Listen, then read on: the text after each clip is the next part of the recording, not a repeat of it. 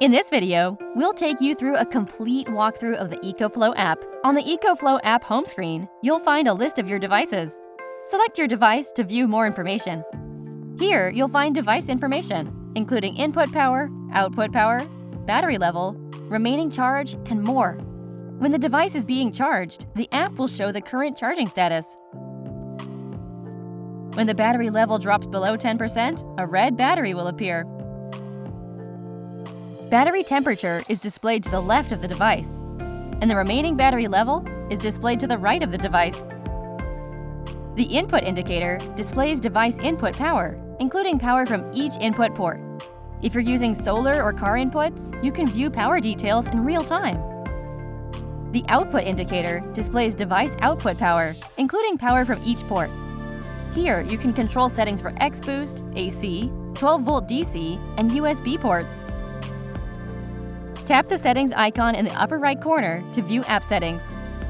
App settings are divided into 3 categories: General, Auto Timeout, and Others.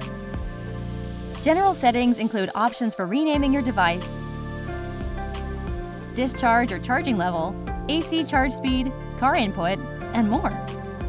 You can adjust the charging and discharging level from 0 to 30% at minimum and 50 to 100% at maximum.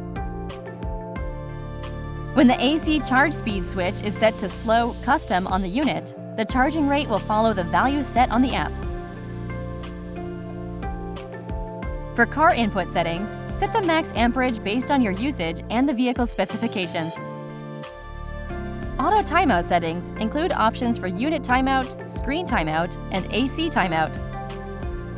Set your unit timeout to determine when the unit turns off. This will occur when the AC and DC buttons are off and the unit receives no load. Set your AC timeout to determine how long the AC outlets can remain idle before shutting off automatically. In Other settings, you can find options to upgrade your firmware, access the EcoFlow Help Center, and more. That covers how to use the EcoFlow app for the first time. Head over to the EcoFlow Support YouTube channel for more tutorial videos.